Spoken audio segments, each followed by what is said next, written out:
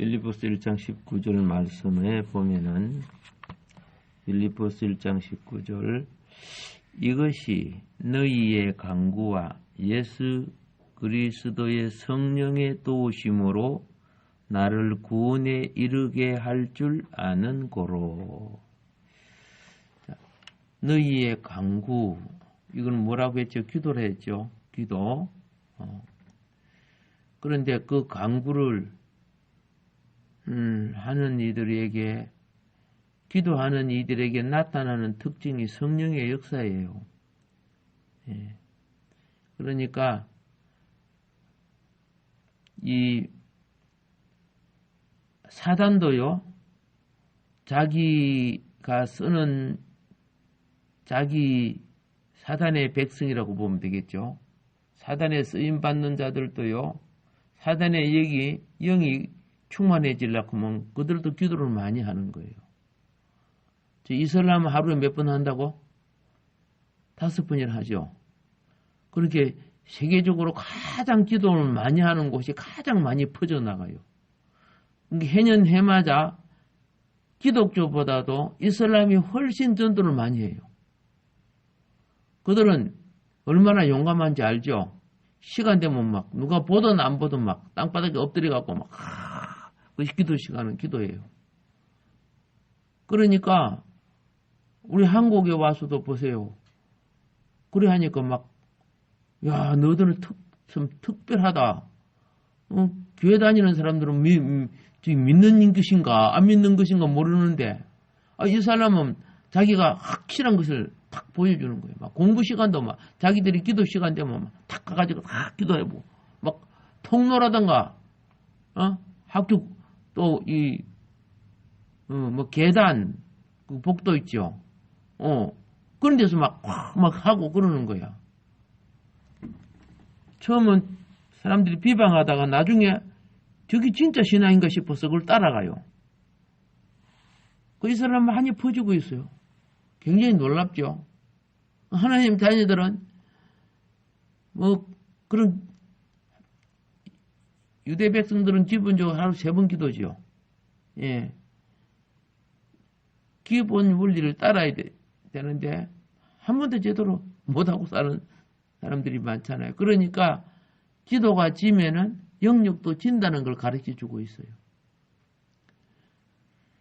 그런데 오늘 여기 빌립보 교회는 많이 기도했다는 겁니다. 예, 많이 기도하니까 그 일어나는 반응이 뭡니까? 성령의 그죠? 도우심. 이 도우심이 뭡니까? 성령이 어떻게 도와요? 공급하려. 영으로 공급하는 거죠. 영에 넘치는 공급. 그러니까 생활에 눌리는 것이 구원을 받아. 성령의 공급이 시작되면 1차적으로 무엇이 이루어지는 거 아세요? 심령의 어두움이 빠져나가요. 근심, 걱정, 염려 뭐 이런 게 다 빠져나가요. 빠져나가는 것은 성령이 책임지겠다는 거예요. 내가 하려고 하면 너무 근심되고 걱정되고 힘들어. 그런데 성령이 내 마음을 먼저 도와줘서 내 마음이 구원이 이루게 돼. 영혼 구원은 예수 믿을 때 됐지만은 심령 구원은 날마다 성령의 공급을 받아야 심령이 구원을 받아요. 그러니까 내가 심령이 원한 맺힌 마음이 있고 탐욕이 있고 정욕이 있으면은 어떻게 해요? 영혼이 구원받은 사람이지만은 주의 영이 충만하지 못하니까 불신자와 같은 짓을 하는 거예요. 그런데 오늘 여기 보니까 성령의 도우심으로 공급하심으로 그것이 빌립보 성도들에게만 영향을 주는 게 아니야. 사도 바울의 영향을 주는 거죠. 그들의 기도를 들으시고 바울은 여러분 그 깜빵에 있어 보세요. 얼마나 낙심되고 좌절되고 두렵고 그러겠어요. 오늘 같이 호텔 비슷한 저런 깜빵이 아니잖아요.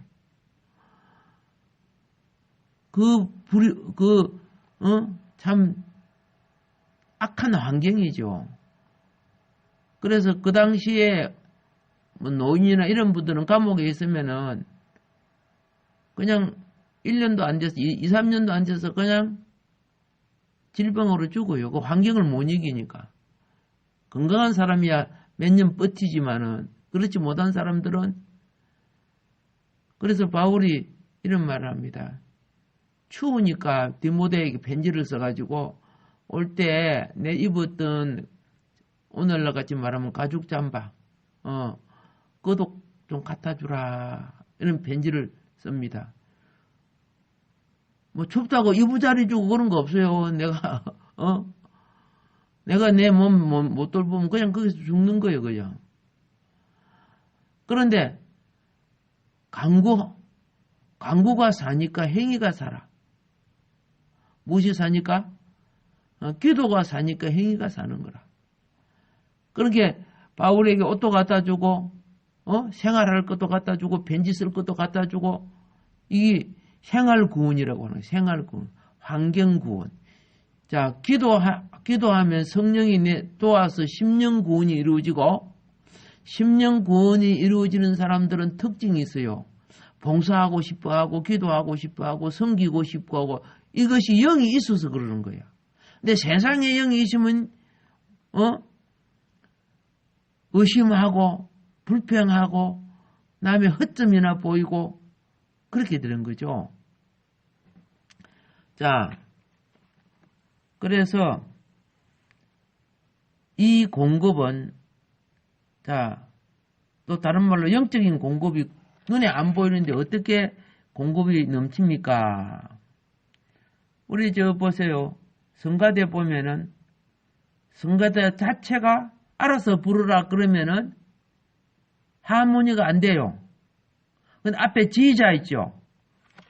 지휘자가 컨트롤을 하면은 정말 아름답게 찬양이 나오고 오케스트라가 나오죠. 바로 성령에 넘치는 공급은 무엇과 같으냐? 악단의 인도자, 지휘자, 그죠? 그와 같은 거예요. 음식을 아무리 영양가 많은 음식을 먹어도 밑으로 빠져버리면 안 되잖아요.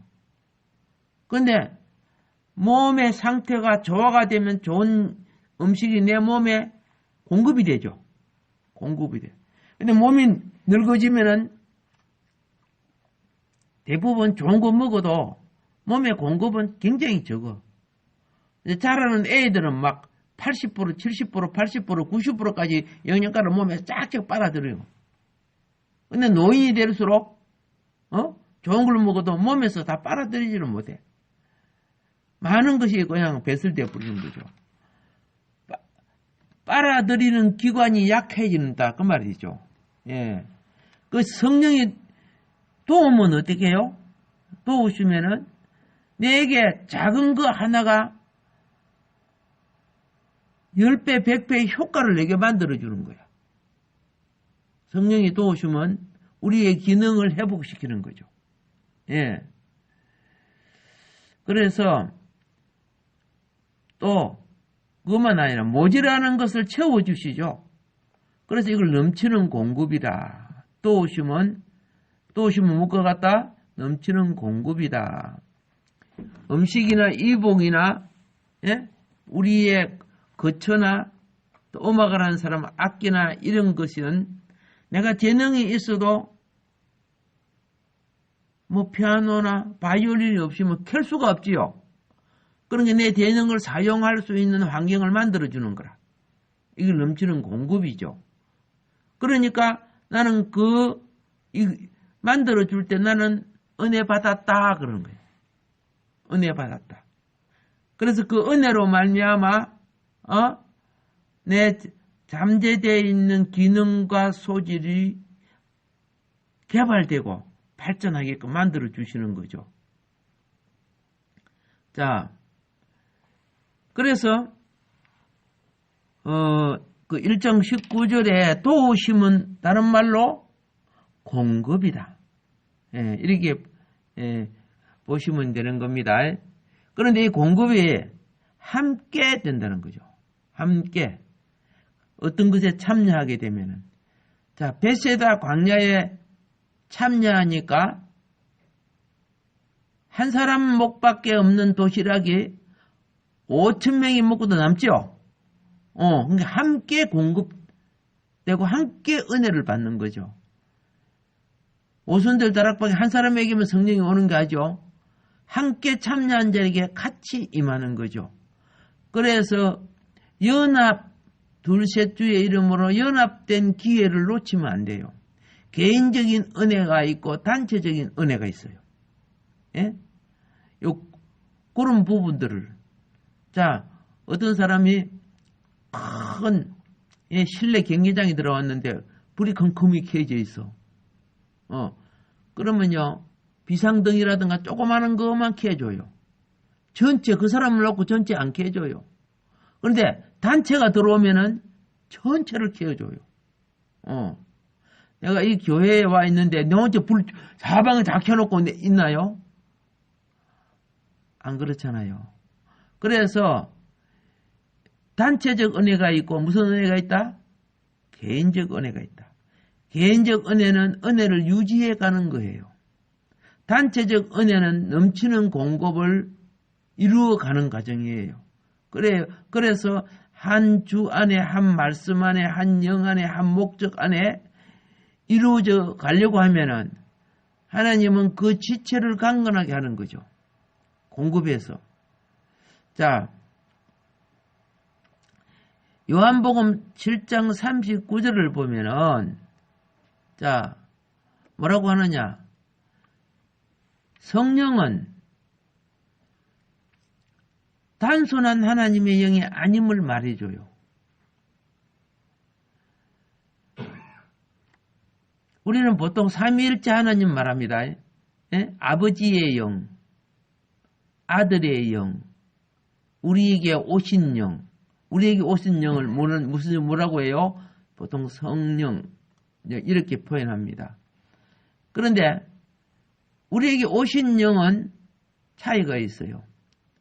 구약에 보면은 하나님의 영이 임재는 했지만 사람의 영혼 속에 들어올 수 없었어요. 그러니까 내재할 수가 없었어요. 하나님은 신이시죠. 신이 사람의 영에 들어올 수는 없어. 그래서 임재하는 거야. 임재해가지고 홍해바다 갈라주고 뭔 말인 거 아시죠? 애굽에 재앙을 내리게 하고 막 이렇게 하죠.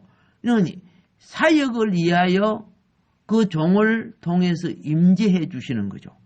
그리고 또 그 종을 감동시켜서 방언, 예언 이런 거 하죠. 그런 것은 영혼의 생명을 구원하는 게 목적이 아니고 하나님의 사역을 이루기 위하여 백성과 종들을 사용하는 겁니다.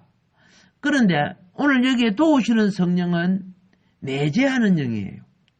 임재뿐만 아니라 내재를 하시는 영이라 그 말입니다. 왜 그럴까요? 성경을 보면 구약에는 신을 만나면 죽는다 그랬죠. 구약에는 신을 만나면 죽는다는 의미가 뭐냐면 하나님의 신이 사람의 영에 접촉하면 사람은 죄인이기 때문에 그냥 죽어버려. 살 수가 없어. 그런데 오늘 여기 성령은 어떤 영이냐? 예수님의 영이에요. 한마디로. 무슨 영? 예수님의 영. 그리스도의 영이란 말입니다. 그러면 그 영은 어떻게 우리 속에 와서 내 영과 하나가 되느냐? 예수님이 사람 몸을 입었죠. 사람과 같이 됐죠. 그리고 사람 몸을 입으면 사람의 인성을 갖게 되죠. 그러니까 예수님이 성육신, 육신을 입고 오셨다는 것은 뭘 말한다? 인성, 인격을 가진 영. 하나님은 신성, 신격입니다. 사람은 인성, 인격입니다. 자, 그래서 여러분과 내 영혼은 죄인이에요. 그러니까 공의롭고 의로운 하나님의 영을 만나면 죄인은 즉각 죽어버려. 살 수가 없어.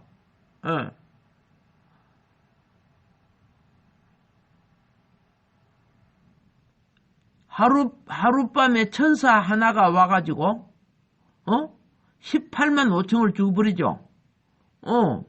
그래요.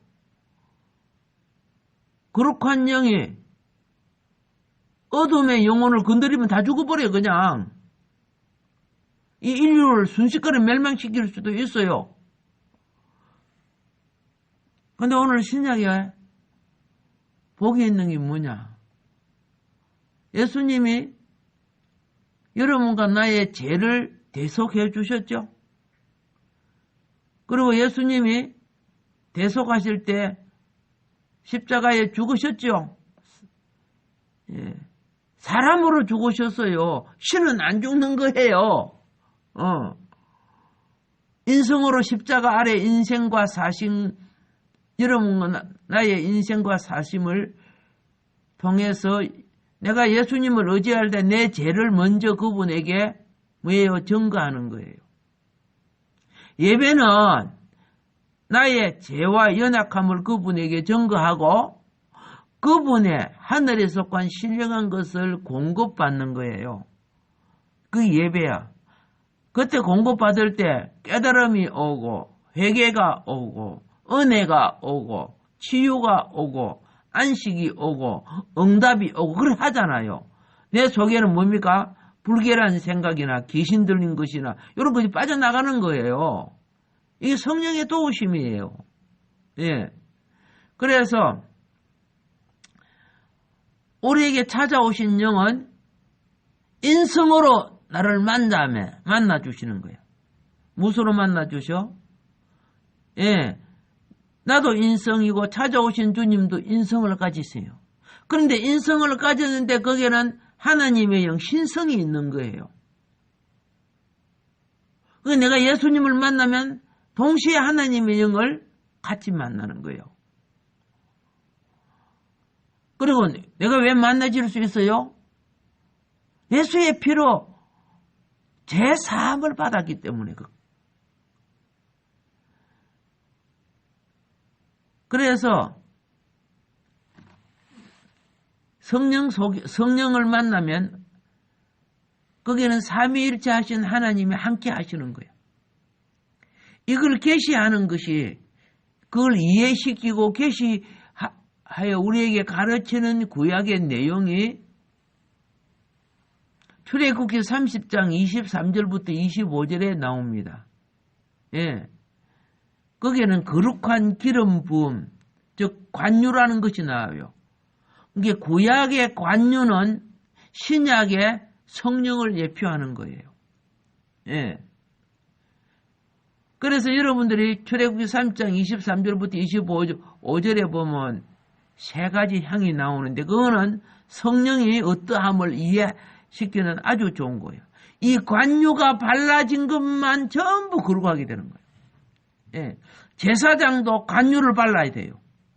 하나님의 것에 바쳐진 것은 전부 관유가 발려져요. 그러니까 하나님의 성물을 함부로 건드리는 것은 예? 함부로 막 도둑질하고 막 이렇게 하는 것은 하나님을 건드리는 것과 똑같아. 하나님의 영을 받은 자를 욕하고 건드리고 핍박하는 것은 곧 하나님을 욕하고 핍박하는 것과 같아. 예. 사울이 하나님을 몰랐을 때, 예수님을 몰랐을 때, 예수 믿는 사람 핍박했죠? 잡아 가두고 죽이고 막 핍박했을 때, 다메섹 도상에 하늘에 나타나신 하나님, 예수님은, 사울아, 사울아, 네가 왜 나를 핍박하느냐? 아니, 내가 언제 하나님을 핍박한 적이 있냐? 성도를 핍박했죠? 그게 하나님을 대항하는 거죠. 그걸 나중에 깨우치게 되죠. 이 세상에 수많은 것이, 그죠? 선악과 먹고 엉뚱한 사상과 그릇된 판단, 왜곡된 행동들, 때문에 하나님의 진노사는 행위들을 하고 살고 있지요. 그런데 주 예수 그리스도의 대속의 은혜로 말미암아 그죠? 하나님 오래 참고 계시는 거죠. 그 안에 교회가 할 일이 뭡니까? 그 영혼들이 주께 돌아와 회개함을 받고 용서함을 받고 제사함을 받고 새 생명을 받아 구원에 이르게 되는 거죠. 그래서 지금 오늘 요거 말씀에 성령의 도우심, 이 도우심은 이제 삼위일체 하신 하나님인 걸 여러분이 아셨습니다. 죽으시고 부활하신 그리스도의 인성의 모든 요소를 가지신 그분이 앞으로 죽은 자나 산 자를 다 부활시킬 것입니다. 그분이 먼저 부활했죠. 그리고 우리의 부활의 정포가 되어 주셨다고 분명히 말하는 거예요. 이 세상 어느 신이 그렇게 해서요? 석가모니가 그랬어요? 마음에다가 그랬어요? 전혀 아니에요. 가짜를 따라가고 있는데 이분들이 빨리 깨우쳐서 참 구원의 주 창조주에게로 돌아와야 됩니다. 예. 그래서 우리는 뭘 기억해야 되느냐면 성령 할 때는 뭡니까? 구약의 복합적인 기름, 간요와 같구나. 성령을 이해하려면 구약의 설계도 뭘 보라고? 구약을 봐야 돼요. 구약은 우리 눈에 보이기 영의 세계를 이해시키기 위해서 제사의식이나, 그죠? 또 제단의식이나 제물 잡는 거나 가르쳐 주는 거예요. 그걸 단지 그것만 하고 영적 세계를 알지 못하면은 옛날 우리 조상이 제사 드리는 것처럼 구습에 쫓아서 귀신 섬기다 가는 것밖에 안 되는 거예요. 자, 그래서 이제 우리는 알았습니다. 빌립보서 2장 5절부터 8절이에요. 보게 되면 이제 앞으로 이제 말씀 드리겠습니다면은 너희 안에 이 마음을 품어라. 곧 그리스도 예수의 마음이 이런 거 나오죠. 이런 말씀 나옵니다. 예. 자, 그런 근본 하나님의 본체시요 이렇게 쭉 하고 설명 나오죠. 이게 뭐예요? 도우시는 성령이에요. 예수님의 마음이. 이게 성령이 오시면 예수님이 우리에게 하신 말씀을 기억나게 하시고, 우리로 하나님 백성의 길로 인도하는 거예요. 그래서 그 맨 먼저 전제가 뭐라고? 우리 간구 기도가 필요하다는 거예요. 기도는 영의 통로야, 영의 통로. 예. 말은 인간이 듣는, 그죠? 인성의 통로이지만은 하나님 앞에 기도하는 건 영의 통로라. 그래서 오늘도, 예, 여러분이 기도가, 예, 영의 통로가 처음에는 길이 없어요. 그리고 기도가 안 되져요. 그런데 산길도 계속 걸어다니면 사람의 발자국 길이 생기죠. 오솔길이 생겨요. 나중에 오솔길도 닦으면 리아카 다니고 나중에 차도 다니고 길이 넓어지죠. 오늘 새벽도 여러분의 기도 영이 생명샘처럼 솟아나기를 바랍니다. 분명히 기도하니까 너의 간구로 그 다음에 두 번째가 뭐예요? 성령의 도우심 이렇게 나왔죠. 복된 하루, 주의 영이 함께하는 하루 되기를 주 예수 이름으로 축복합니다. 기도합니다. 하나님 아버지 감사합니다. 참으로 부족한 우리들입니다만 이거는 지식으로나 재능으로나 능력으로 되는 것이 아니라 누구든지 하나님을 향하고 양심의 깨우침과 그 본질을 아는 모든 이들 대기권 속에 공기가 충만한 것처럼 우주 속에 충만하신 우리 하나님 성경을 통하여 이 좁은 길, 좁은 문을 가르쳐주고 있는데 사람은 육신과 눈에 보이는 감각과 소욕을 통해서 넓은 길, 멸망의 길, 넓은 문으로 간다고 예수님 말씀해 주셨습니다. 비록 아버지 이 좁은 문, 좁은 길, 그 시작은 기도의 길입니다. 기도의 문입니다. 사랑하는 근속들, 이제 기도의 통로가 회복되게 하여 주시사 성령의 도우심을 따라 그 다음부터 전개되는 주의 엄청난 섭리의 복에 참여하게 하여 주옵소서. 예수님 이름으로 감사하며 기도드려옵나이다.